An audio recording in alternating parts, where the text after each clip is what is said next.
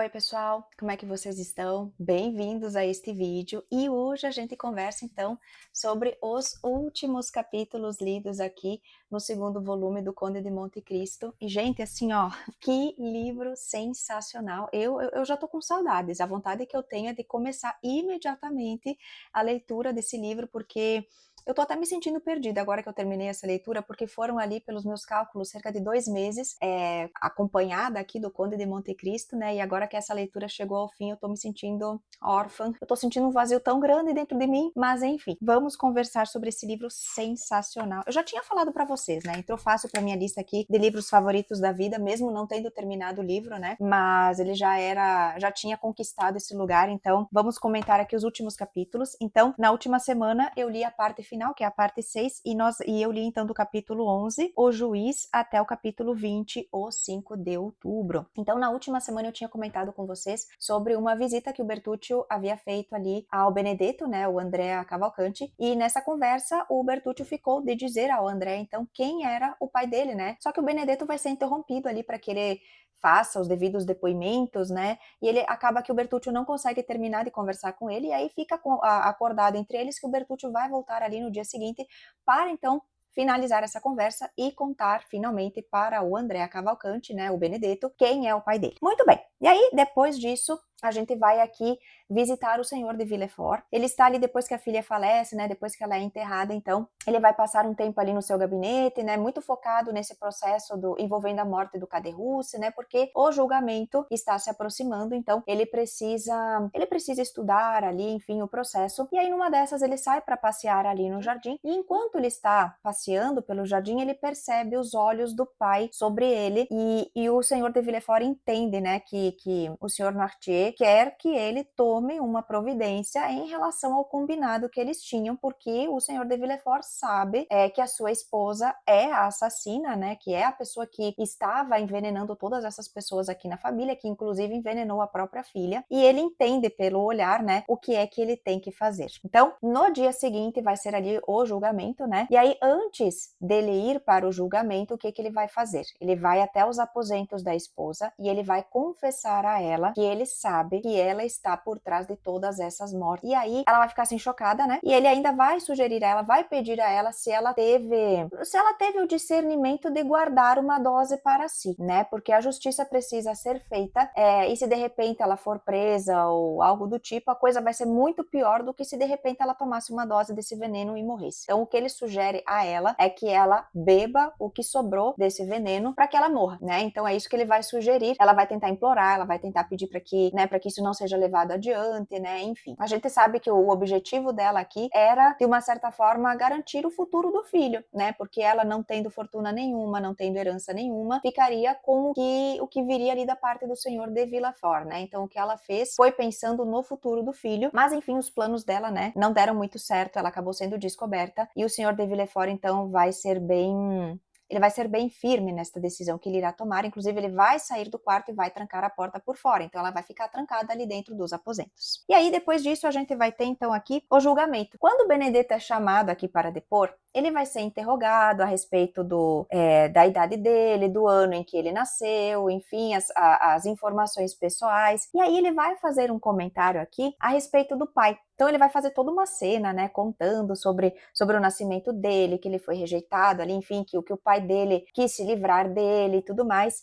E ele vai contar então que o pai dele é o procurador do rei. Ele vai contar isso na frente de todo mundo. Toda a sociedade que está ali para presenciar esse julgamento vai saber então que o Andrea Cavalcanti, na verdade, é o filho que o senhor de Villefort havia enterrado muitos anos antes lá na propriedade de Auteuil, e que ele, né, enfim, julgava estar morto talvez, né, mas que o filho na verdade estava vivo e que ele só sobreviveu porque ele foi atacado, o senhor de Villefort foi atacado. Quem fez isso foi o Bertuccio na época, né, queria esfaqueá-lo, queria matá-lo, e pensando que talvez houvesse um tesouro enterrado ali nesse jardim, ele tira essa arca, esse baúzinho, e ele descobre que ali dentro havia uma criança. Ele ressuscita essa criança e ele a entrega então para uma espécie de orfanato, que depois de algum tempo então eles vão resgatar essa criança, né, a cunhada ali do Bertuccio resgata o Benedetto, vai criá-lo como filho, mas as coisas não vão dar muito certo. Com isso, o senhor de Villefort, enquanto o Bertuccio está contando, o Bertuccio não, perdão, enquanto o Benedetto está ali contando sobre o passado, a forma, né, como as coisas aconteceram, ele sente assim um buraco se abrindo, e a vontade que ele tem é de se enfiar ali no meio, né? A baronesa Danglars, inclusive, está presente e ela vai perceber, né, que este rapaz que está sendo interrogado é o filho que ela julgava estar morto. Na verdade, o senhor de Villefort, há um tempo atrás, já havia comentado com ela que esse menino não estava morto, mas que ele tinha perdido completamente, né, o paradeiro dessa criança, né? Ele já não sabia mais onde ela estava, mas só que agora, né,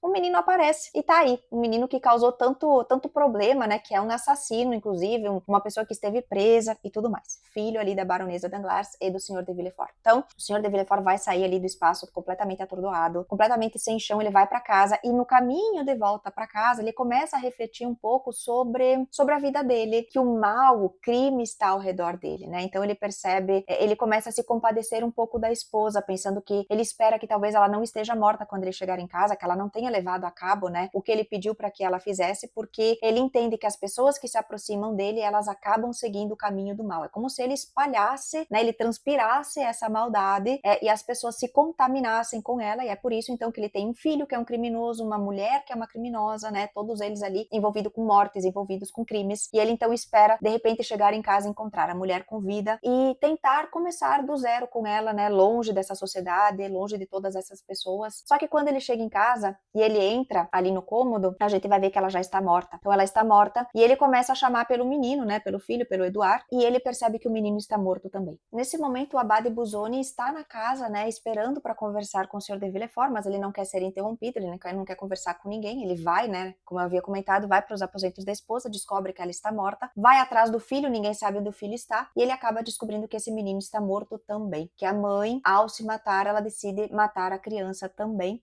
E o Abade Busoni está aguardando para conversar com ele, e quando o senhor de Villefort o encontra, o Abade Busoni vai dizer a ele que ele havia ido à casa para rezar pela filha no outro dia, mas que agora ele estava ali porque, digamos que a dívida com o senhor de Villefort já estava paga, né? Tudo que era necessário que o senhor de Villefort fizesse já estava tudo cumprido, e com isso ele vai tirar, né, ali a sua peruca, enfim, o que ele utilizava para se disfarçar de abade, e o senhor de Villefort vai perceber que então o conde de Monte Cristo era, na verdade, Edmond Dantes, aquele homem que ele condenou de forma injusta há tantos anos atrás. E aí o conde vai acabar entrando ali no cômodo, vai ver o menino, vai tentar salvá-lo, né? Mas infelizmente esta morte acaba acontecendo, né? Esse menino vai acabar morrendo de fato. E o senhor de Villefort vai ficar louco, gente. Ele vai perder completamente a noção. Ele tem assim, ó, essa última parte, o que acontece com ele é tudo tão forte que ele vai perder a razão. Então, no fim, a gente encontra ele ali no jardim cavando buraquinhos, como se ele estivesse procurando, para mim, foi a impressão que eu tive, e dizendo, não está aqui, não está aqui, não está aqui. E aí o conde vai olhar para aquilo e ele vai pensar, meu Deus, né, ele está louco. Então parece que ele fica louco mesmo, né, e ele começa a cavar esses buracos com a intenção de encontrar aquele baúzinho que ele havia enterrado o filho no passado. Essa foi a impressão que eu tive, porque ele fica cavando esses buracos ali de forma incessante. E nisso, então, o conde de Monte Cristo aí vai sair da residência, e ele vai então até a residência aqui do Maximilien, da Julie, enfim, para comentar então com o Maximilien que ele está de partida e que ele quer que o Maximilien o acompanhe, né? O conde e o Maximilien aqui, eles têm um acordo, né? Depois que a Valentine morre, o conde pede um tempo para o Maximilien, né? O prazo máximo é o dia 5 de outubro, se as coisas não se resolverem até lá, o Maximilien poderá então tirar a sua própria vida, mas o conde pede este tempo, né? Então, ele avisa então que ele está de partida, que ele quer então que o Maximilien o acompanhe. Nisso, o Maximilien vai perguntar para onde que ele está indo, ele vai dizer que ele vai a Marselha. Então, ele vai primeiro a Marselha e o Maximilien irá acompanhar. Muito bem, depois disso, a gente vai ter então essa ida do conde a Marselha e ele vai ter um encontro aqui com a Mercedes, né? Então, ele vai ter uma conversa final aqui com a Mercedes, lá naquele espaço mesmo em que ele vivia com o pai, né, naquele prédiozinho, e a Mercedes, eles vão conversar, e aqui, essa conversa que existe entre eles dois, dá a entender que eles colocam, de fato, uma pedra por cima desse passado, né, a Mercedes e o Edmond já são duas pessoas completamente diferentes,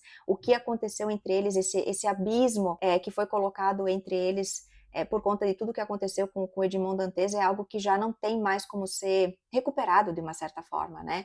E a gente vai ver que o conde ele vai se transformar depois desta morte do Edouard, né? O filhinho do senhor de Villefort, porque o conde tinha o objetivo de vingar-se dessas pessoas que o fizeram sofrer. Só que nesse meio tempo, uma vida foi ceifada de forma injusta, né? Esse menino não tinha culpa do que tinha acontecido. Isso faz o conde se questionar. Até então ele havia assumido o papel da providência, evidência, né? Ele se via quase como uma espécie de Deus, fazendo com que a justiça fosse feita e ele conseguisse então se vingar de todas essas pessoas. Mas esta morte que não estava programada, né? Esse desfecho que não estava programado vai mexer muito com ele. E essa conversa também com a Mercedes, né? A gente vai ver então, como eu estava comentando, que vai ser colocado ali, vai ser colocado uma pedra sobre esse passado. A gente entende que cada um deles vai seguir o seu caminho depois disso, né? O foco da Mercedes aqui é que o filho dela seja feliz. Ela quer que o Albert seja feliz, ela torce pela felicidade dele, é o que mais importa na vida dela agora, e eles vão acabar se despedindo, né? Então a Mercedes fica para trás e o Conde também, né, vai seguir ali o seu caminho, segue então para o seu próximo destino, digamos assim, né? E aí, depois disso, a gente vai ver então o Pepino aparecendo, né? Não sei se vocês lembram, mas o Pepino está diretamente conectado com o grupo do Luigi Vampa, que foi o grupo que sequestrou ali o Albert no período em que ele esteve em Roma, que depois ele foi resgatado pelo Conde. E aqui, pessoal, o que vai acontecer? A gente tem o Danglars, lembra que o Danglars fugiu, né? Porque, enfim, ele não tinha como quitar lá, saldar a dívida, ele vai fugir ali de Paris e a gente vai encontrar com ele em Roma. Então ele está por ali porque ele quer sacar aqueles 5 milhões que seriam destinados a ele, que teriam que ser entregues ao senhor de Beauville, né, para os hospitais, os orfanatos, enfim, os hospícios. Ele vai para sacar esse dinheiro, só que o Pepino ali, o grupo dele, né, já sabe o que o Danglars está fazendo ali, então ele vai até a Thompson e French para sacar esses 5 milhões e ele sai de lá muito contente, muito feliz que ele tem todo esse dinheiro, né, e ele acaba depois alugando ali alguns coches para que ele possa sair e para que ele possa seguir com a vida dele, né, com esses 5 milhões agora recomeçar do zero. Ele está em outro país, enfim, ninguém sabe onde ele está, só que o Pepino está na cola dele. E aí, numa dessas trocas de coches que ele vai fazer, ele vai notar um comportamento um pouco estranho, porque geralmente quando ocorre uma troca, ele é comunicado, ele paga também ao cocheiro e ele é comunicado, então, do próximo destino, né? E só que dessa vez isso não acontece. Em uma dessas trocas, isso não vai acontecer, ele não vai ser comunicado de nada, os cavalos vão ser trocados, uma nova pessoa assume ali o coche, e essa pessoa, inclusive, faz com que ele nem coloque a cabeça para fora, né? Quando ele coloca a cabeça para fora para tentar entender o que tá acontecendo, tentar se comunicar aqui com esse cocheiro, a pessoa faz com que ele fique ali fechadinho no lado de dentro, até que ele vai ser levado aqui numa área que ele não faz ideia de onde ele está. E aí ele vai acabar parando naquelas catacumbas, né, que a gente viu o Albert sendo introduzido lá no passado. Então ele acaba ficando ali nesta área, ele vai ficar preso ali dentro de uma dessas celas, ele entende ali depois de um tempo que ele foi meio que sequestrado, né, que de repente as pessoas sabem ali do dinheiro que ele tem, e ele vai ser então levado pelos capangas ali do Luigi Vampa e vai ficar um tempo, vai passar umas fériasinhas, uns dias ali, fechado ali dentro de uma cela. Lá pelas tantas ele começa a sentir fome, e aí ele começa a questionar, ele fica pensando, poxa vida, eu tô aqui numa condição de prisioneiro, o mínimo que eles podem fazer é me alimentar, né, porque ele entende que se ele já está ali há um certo tempo e até então ninguém o matou, é porque eles não querem, eles não têm esse objetivo, né. E aí o Pepino, numa hora dessas, vai se aproximar ali da cela dele, vai comer alguma coisa que vai fazer com que o Danglars ali, meu Deus, né, salive, ele está com fome, e aí ele vai questionar então o Pepino. Aí o Pepino diz que não, eles têm cozinhas ali no lugar onde eles estão, que ele consegue solicitar inclusive o que quer que o Danglars queira comer. E aí então o Danglars vai pedir para que ele traga comida. Nisso o Pepino vai trazer ali um franguinho, né? O Danglars acha que vai poder comer, só que o Pepino diz que não, para que ele tenha acesso a essa comida, ele tem que pagar. E aí ele entrega ali umas moedinhas, só que o Pepino diz que não é esse o valor, né, para que ele possa ter acesso a esse alimento, e ele vai dizer que ele precisa de 100 mil francos para que Danglars coma esse franguinho, né? E aí o Danglars vai ficar assim, vai ficar chocado, né? Então ele vai entender que de fato eles sabem que ele tem esse dinheiro e que ele pode pagar, né? Então isso vai acontecer por alguns dias. Ele meio que resiste no começo a entregar o dinheiro, ele tenta ali negociar, enfim, mas ele não vai conseguir se desvencilhar. E aí ele come o franguinho, ele vai meio que até economizando um pouquinho esse franguinho, e aí depois ele percebe que ele está com sede, né? Aí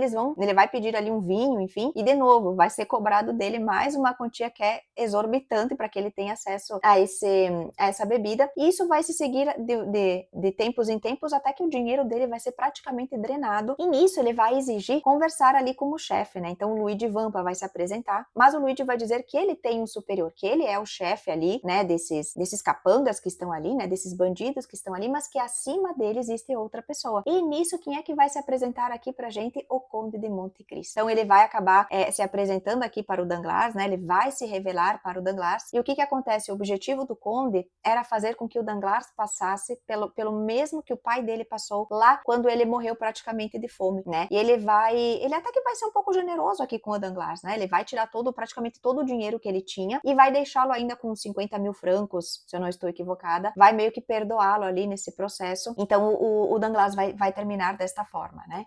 ele vai acabar ali perdoado, entre aspas, né, ele, enfim, cumpriu ali, o Conde conseguiu fazer com que a sua vingança acontecesse de fato, né, e todas essas pessoas, então, pagaram o preço, né, de tudo que eles fizeram ali no passado. E aí, então, a gente vai ter aqui o Conde voltando para poder se encontrar com o Maximilien na ilha de Monte Cristo. Então, o combinado deles ali no dia 5 de outubro é que eles se encontrariam ali na ilha de Monte Cristo.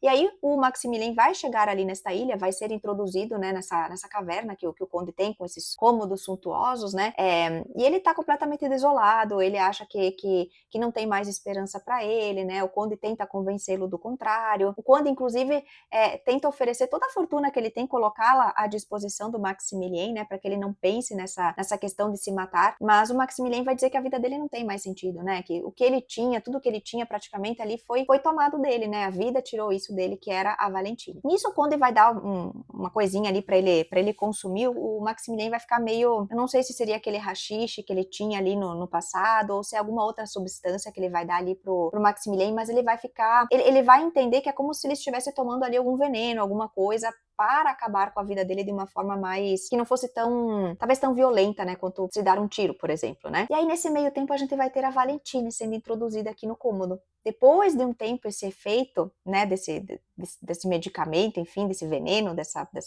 coisa que o Conde entrega para ele, vai passar. E ele descobre, então, que a Valentine está viva. E aí, então, o Conde vai dizer a eles, né, revela a eles que ele quer que eles sejam felizes, ele vai colocar à disposição deles também a mansão que ele tem em Paris, né, algumas casas, enfim, vai deixar à disposição deles como um presente, né, para esse novo começo. Ele, inclusive, quer que a Aide seja cuidada aqui por eles, né, a Aide e a Valentine acabam fazendo uma amizade muito bonita nesse meio tempo, né, em que a Valentine está afastada, que acreditava-se que ela estivesse morta. O Conde decide partir, só que a Aide não quer que ele parta, ela tem uma conexão muito forte com ele. E o que vai acontecer aqui no final, pessoal? O que eu entendi? A Aide se declara pro Conde de uma certa forma, né, até então ele a via como uma filha, ele cuidava dela como um tutor, tinha olhos para ela como se fosse olhos de um pai, mas depois que ela se abre para ele, que ela conta que ela quer ficar com ele, que ela não quer se afastar dele, ele percebe que o que ela sente por ele é amor, é um amor de uma mulher por um homem. E é desta forma que o Conde vai terminar, ele vai ficar com a Aide, eles vão sair, pelo que eu entendi, o Conde vai ficar com a Aide no final, porque eles vão acabar se afastando dali, né, deixando o Maximilien e a Valentine para trás, né, para que eles iniciem a vida deles. O Sr. Noirtier irá encontrar-se com eles depois, está esperando por eles em um outro lugar, então eles vão terminar desta forma. E aquele dinheiro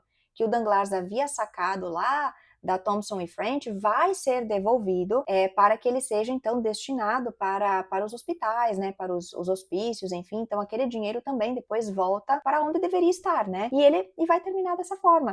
Eu confesso que eu tinha uma pequena esperança de que talvez o Conde e a Mercedes ficassem juntos, mas eu entendo que tudo o que aconteceu entre eles já não tinha mais, né, talvez como esse relacionamento seguir adiante, né? Muitas coisas aconteceram, o Conde também se transformou numa outra pessoa, ele passou por um processo de transformação aqui, então, ok, achei ok essa forma, né, de término, mas eu não esperava a ideia estar conectada com ele aqui no final. Eu, pelo menos, entendi dessa forma. Se tem alguém aí que tem uma visão diferente, que entendeu diferente, por favor, deixa aqui nos comentários, mas pelo que eu entendi, o Conde e a Aide terminam juntos. Não sei se a partir dali eles viveriam, no caso, como um homem e mulher, na verdade, né? Então, foi a impressão que eu tive. No geral, eu gostei muito dos desfechos que nós tivemos aqui, né? A gente vê que os finais talvez mais fortes aqui foram o do Senhor de Villefort e do Danglars, né? Porque o envolvimento deles com a prisão do Edmond Dantes, ele foi um envolvimento muito grande, né? Eles tiveram uma participação muito grande. Os outros tiveram a morte como destino, o Caderousse, Conde de Morcerf, o Fernand Mondego, né? Então, assim, esses dois que não participaram tão ativamente ali, estavam envolvidos, mas pesou muito mais pro lado do Danglars e do Villefort, né? Então, eu tô satisfeita. Tô contente, assim, eu já tô sentindo saudades. Ai, meu Deus, tô sentindo saudades já aqui dos personagens, do Conde, de tudo que ele fez. Enfim, eu gostei muito da leitura, pessoal. Fica a minha recomendação aqui pra vocês, mais uma vez, né? Porque o livro é sensacional, acompanhar esses personagens, a forma, né, como o Conde dá a volta na vida dele, é sensacional. Que livro incrível. Assim, fantástico. E é isso. Infelizmente agora a gente fica por aqui, né? Não teremos mais diário de leitura aqui. Acabou a minha jornada com o Conde de Monte Cristo, mas quem sabe mais adiante, né, eu traga algum outro livro aqui para eu poder conversar com vocês e poder, enfim, trazer um pouquinho do que eu percebi, das minhas impressões, né, ao longo das leituras. Então, pessoal, eu vou ficando por aqui. Gostaria de agradecer a companhia de vocês. Se vocês ficaram comigo até aqui, não se esqueçam de deixar o seu like, se inscrever aqui no canal, ativar o sininho para as notificações e a gente se vê numa próxima. Até lá. Tchau, tchau.